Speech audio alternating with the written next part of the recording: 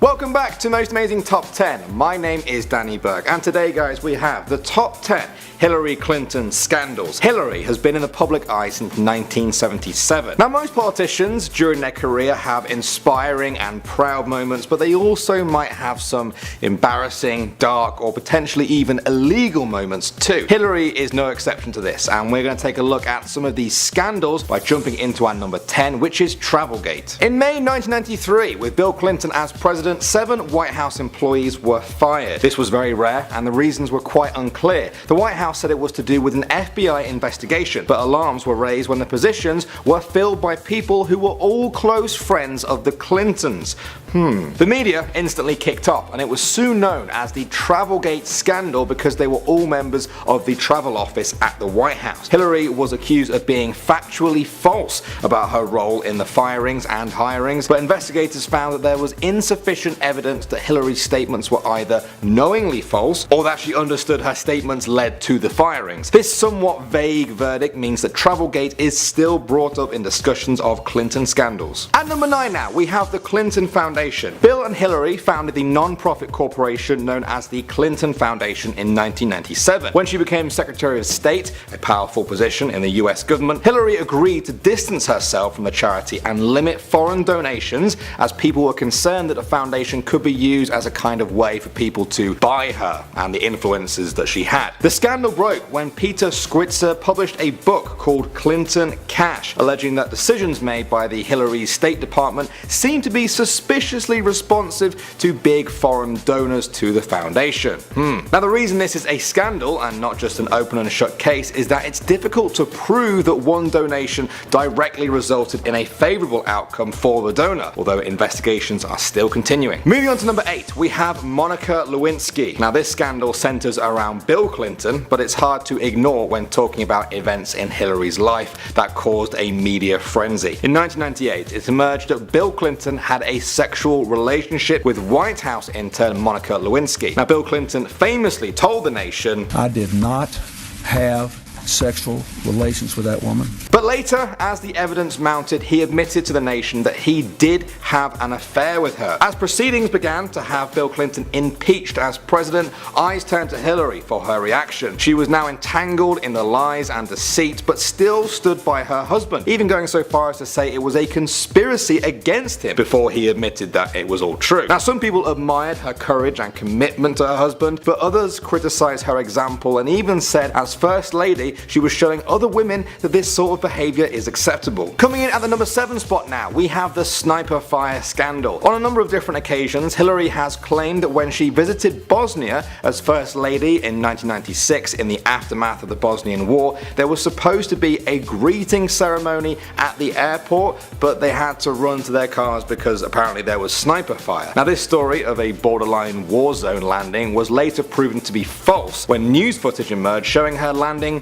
perfectly normally and calmly greeting everyone during the welcoming ceremony that she said didn't happen, and also there was no sign of sniper fire anywhere. She later said that she misspoke and that there was only a threat of sniper fire in that area, not exactly the same picture she painted of having to basically tumble away from snipers. Next up at number 6 we have Filegate. In 1996, when Hillary was First Lady, it came to light that Craig Livingston, the White House security chief, had requested and received background reports from the FBI on hundreds of people, mainly former White House employees from previous Republican administrations. Many people were outraged that this sensitive information was given to him, and some said that Hillary herself had hired Craig Livingston and instructed him to get the files for political purposes, a sort of enemies list if you like. In the following inquiry, Hillary was blamed but ultimately cleared of any wrongdoing, saying she had not hired him, she didn't know him until after the event, and did not instruct him to get those files, leaving Filegate to be filed away among the files of scandals. Moving on to the number 5 spot now, we have stealing White House furniture. When Hillary and Bill Clinton left the White House in 2001, there were reports of them trying to steal furniture. Now under US law, the president must report gifts from people over a certain value, around $300. When Bill Clinton submitted his form, it totaled $190,000 worth of gifts from people, ranging from furniture to golf clubs and even expensive china from Steven Spielberg. The thing is though, these people thought they were giving the gifts to the actual White House as part of a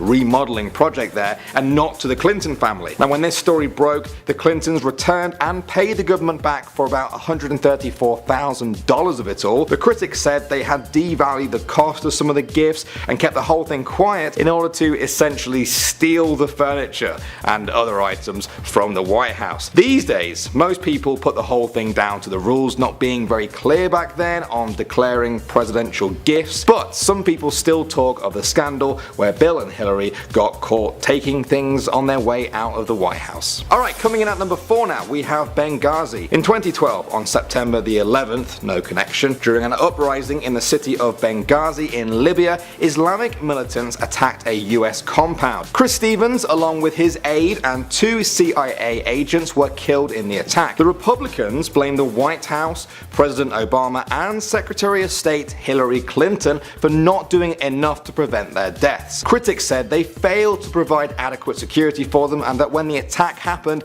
they told backup security forces to stand down. Investigations have found that although there was a lack of proper security, it was more down to a sort of bureaucratic inefficiency and that Hillary Clinton had neither approved nor denied requests for additional security there. The State Department themselves, headed by Hillary Clinton, admitted that there were gross inefficiencies but denied criminal negligence. One thing remains clear though, they did seem to downplay the severity of this being a real terrorist attack, possibly because of Obama's upcoming re-election, and it won't be the last time that we'll be hearing the term Benghazi. Next up at number 3, we have the Whitewater Affair. In 1978, Hillary and Bill were approached by 2 of their real estate friends, Jim and Susan McDougal, and they had an interesting investment opportunity. The 4 of them borrowed $203,000 to buy land in Arkansas and sell it as lots for vacation homes under their newly formed Whitewater Development Corporation. The project failed. The land was apparently terrible and the interest rates shot up and they began to lose a lot of money. Then Jim McDougal bought a loan company and through a series of very complex defrauding attempts he wound up getting $3 million out of it illegally. Federal investigators found the government would end up having to pay $73 million for this, but then something else came up. People started claiming that Bill and Hillary had actually pressured this guy into issuing a fraudulent $300,000 loan to cover up their Whitewater losses and had also paid off Bill Clinton's campaign debts when he was running for state governor, and that they knew all of this all along. Investigators prosecuted 15 people for fraud but cleared the Clintons, saying they were actually victims and not involved with these illegal schemes. Still, the Whitewater scandal raged on during the 90s and even led to Bill Clinton being impeached as president. Still, they couldn't escape the Whitewater scandal and it raged on throughout the 1990s. Okay, for our number 2 now, we have Vince Foster. Vince Foster was a White House advisor during the first few months of Bill Clinton's presidency, advising him on a number of different legal matters. He was also a close friend to Hillary. On July 20th, 1993, he was found dead in a park outside Washington DC, having shot himself with a revolver. The ruling was suicide. The reason? Apparently depression and being overworked. But some people said that wasn't case closed. Over the previous year, Foster had been working for Bill and Hillary to smooth out the record on the whole Whitewater affair that we just talked about. Former FBI agents have come forward to say that Vince was not only depressed, he was also being bullied by Hillary. They said she ridiculed him in group meetings, even blaming him for Whitewater and saying he had failed them. Apparently, the investigation into his suicide pointed towards Hillary's rage as a possible factor in his depression. This blew up into a massive scandal over the years, with talks of a cover-up or even the Clintons staging his suicide. Subsequent investigations found no foul play and put it all down to suicide, but many conspiracy theorists out there still think there's a dark cloud over the topic of Vince Foster. And finally at number 1, we have the email scandal. What else could it be? If you have watched any of the presidential debates over the past few months, you've probably heard of this one. News broke in March 2016 that Hillary had been using a private email server and not a secure one during her 4 years as Secretary of State. This is a big no-no because not only does it allow someone to keep things hidden off the record away from a government server, but also government servers are a lot more secure when dealing with classified information. Now, the FBI are sifting through some 55,000 pages of emails to see if any of them broke the law when it comes to transparency or security. It's unlikely that she'll be found guilty of any of the crimes, as none of the information found was classified at the time it was sent, but yeah, it still begs the question, will this scandal continue looming over her in the coming months and years? And will any of the others come back to haunt her that we've talked about today? Which do you think was a big fuss about nothing, and which do you think still needs further investigation? Do you think there are any bigger scandals on the way, and who do you think will win this election? Only time will tell, I guess. My name is Danny Burke, you've been watching Most Amazing Top 10, and I'll see all you guys in the next video.